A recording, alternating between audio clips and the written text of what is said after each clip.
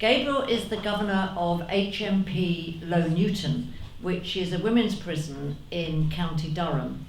And Gabrielle has been the governor there for 3 years. This was her first command of a women's prison. Before that, she was working in 2 other prisons, also in command, so she comes with great experience.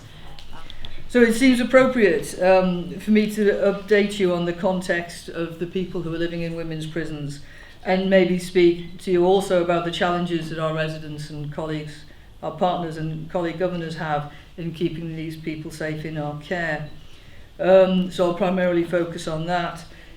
It's interesting to note that in 1993, a third of women sent to prison were sent for less than 6 months, and that figure's doubled since then to 62%.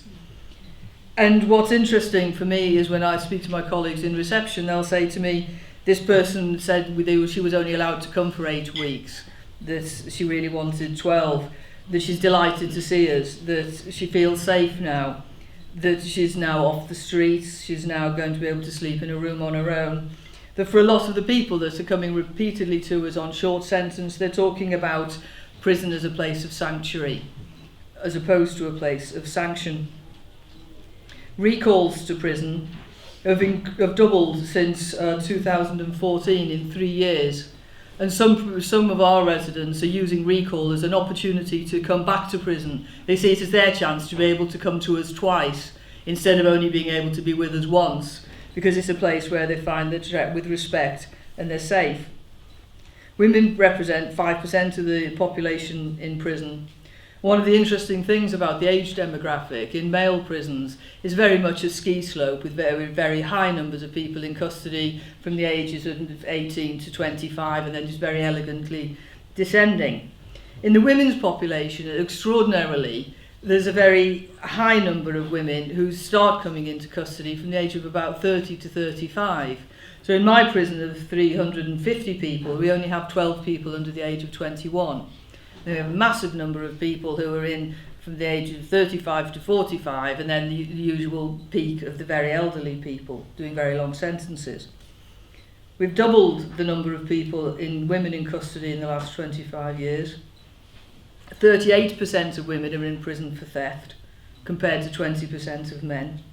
22% of women have no previous convictions, compared to 14% of men.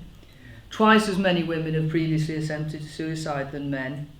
Twice as many of them have offended in order to support somebody else's drugs habit. And twice as many of them have got a history of emotional, sexual or physical abuse. So those are the people that we have in our care. And we were gifted by Lady Corsten an excellent report on women in custody in 2006. She said, there is a need for distinct, radically different, visibly led, strategic, proportionate and holistic, woman-centred, integrated approach for women's prisons. So how are we getting on? What's our experience? So a lot of prisons have got purpose-built hospitals, rooms wide enough for a hospital bed, oxygen on tap, excellent electricity supplies, good light. In my prison, there are 2 prisons with hospitals in them within about 3 miles. One of them's Frankland and one of them's Durham. If I want to admit a woman to a hospital in a prison, we have to travel 187 miles to Peterborough to find such a facility for women. Next door to my prison, we're gifted to have Frankland, which has a special facility for about up to 80 people with personality disorders. It's a fantastic facility with a 3-storey atrium, a separate building for the gymnasium, a separate visits facility, an astroturf pitch and a polytunnel. It's lovely. They've got 16 group work rooms hardwired for recording for all of their group work activities. We have a smaller number of women equivalent in my jail, some 400 yards away. They're in a 40-bedded accommodation block with no light on the main landings, and their facilities for doing the work they do is in 8 porter cabins that are being stuck together. We recently published a change to the complaint strategy in prisons, and we helpfully produced an easy-to-read, practical pictorial guide for people so they would understand how to use a complaint system. It had a prisoner, a prison officer, a chaplain, a prison governor and a prison group director, and they were all men. My colleagues working in the women's estate, we're looking forward to receiving the one you expect us to distribute to the people in our care. Would we have done that for men? We recently had published an escorts guide, a security guide on what to consider doing risk assessments for people who are going out of the prison to hospital. And it included advice on what to do if people were immobile, very ill, or had other medical problems. It's omitted to say what we might do with anybody who was pregnant or in labour. Carry on. Are you more confident? It should. There we go. We recently were sent a draft of the domestic violence policy. The colleague who read it for us from the Offender Management Unit said she was very pleased with the domestic violence policy on the whole in relation to how it addressed the care of people who were perpetrators of domestic violence. And she was looking forward to seeing the second half of the draft, which was about people who had been subject to domestic violence. I'm really embarrassed to say that's mine. Sorry. We stand in the presence of a remarkable governor in this room who has spent a considerable amount of her career trying to arrange for women in custody to have PE kit for women. For the last 150 years we've been issuing them with men's PE kit. At the last Governing Governors Forum, I invited all of the colleagues who work in men's prisons. Would they like to go into their gym and issue women's kit to the people that they have in their care? They declined.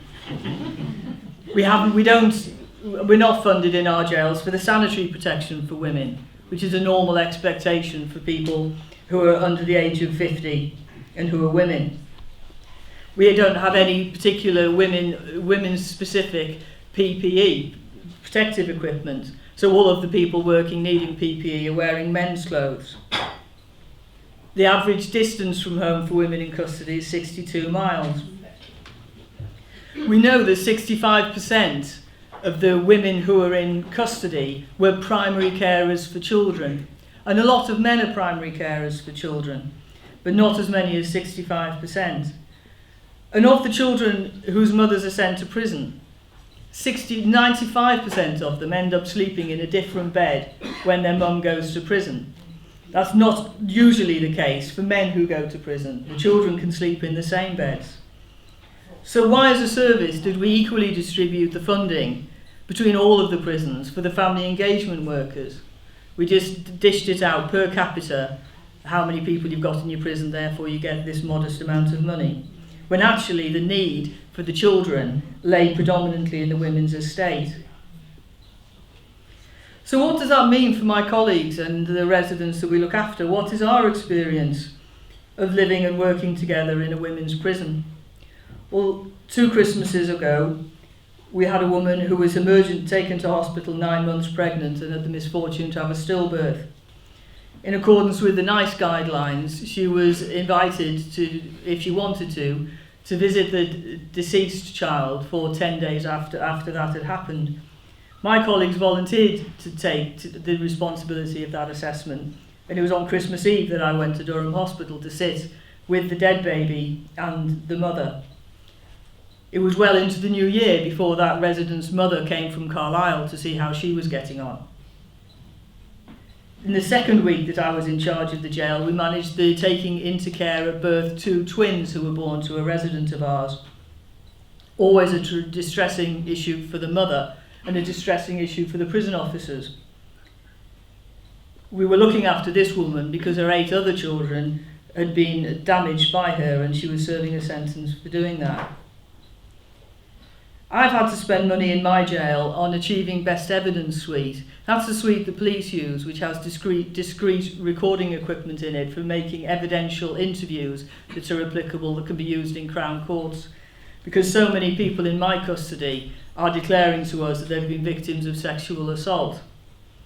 The other things that I've used my discretionary budget on have been an increase in the chaplaincy, more family engagement workers. We've got a funded bid for 50 hours a week sexual abuse counselling. And we do a massive amount of training on trauma-informed work. none of these are the highest priorities for the National Prison Service. We've got experience in our prison of this year of receiving somebody on a Friday sentenced for 7 days who were released on the Monday. We've got experience of taking somebody into custody whose husband was also sent into custody for cruelty to children, which caused 10 children to have to go into the care of the local authority. The trauma that is writ large across the faces and in the lives of the people that we look after is absolutely phenomenal.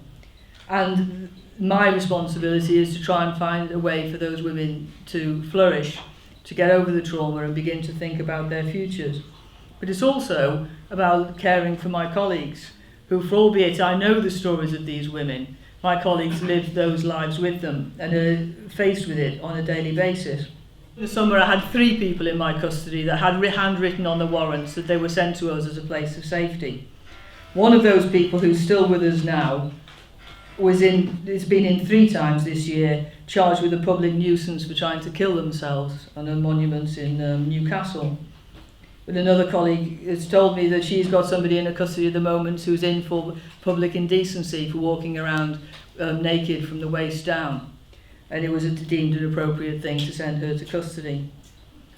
So what happens to people who are seriously mentally ill when they're sent to custody? Well, this August I took 2 people in 2 days, both of them completely disorientated, hallucinating, incoherent, extremely angry, extremely violent. It took 4 weeks for a consultant psychiatrist to come and tell me that these people were definitely mentally ill and they ought to be in a secure mental health facility. During that time, they were in my segregation unit. We only have 3 rooms, so the whole place was dedicated to their care because it was the highest ratio of colleagues that I could have to look after them. Half of the time the colleagues were dressed in white PPE because the women were also incontinent, and so we had to manage them as if they were on dirty protests. The other half of the time my colleagues were in black PPE for control and restraint because the women were also attacking them. They were also banging on the doors all day and all night and screaming at each other and at the officers. One of them thought one of my officers had just made her pregnant with triplets. It took 5 and 6 weeks respectively after these people had been recommended for a section for them to be found a bed for us to transfer them to for their care. There's absolutely no doubt that these women were in need of medical care. There's absolutely no doubt that the experience they had not getting that care in my prison significantly increased the trauma that they were being faced with and increased the challenge for them to recover from this episode in their lives. And there's absolutely no doubt that Low Newton didn't have the resources or the facilities or the specialist colleagues to be able to even begin to touch the clinical support that these people needed. And there's absolutely no doubt that if these women had been related to you, you wouldn't have been happy with the conditions that we were keeping them in. And there is absolutely no doubt that the work that I was asking those officers to do was not morally acceptable. I haven't spoken to you in detail about the state of our accommodation or a lot of other issues that make the women's estate an inappropriate place to keep vulnerable people.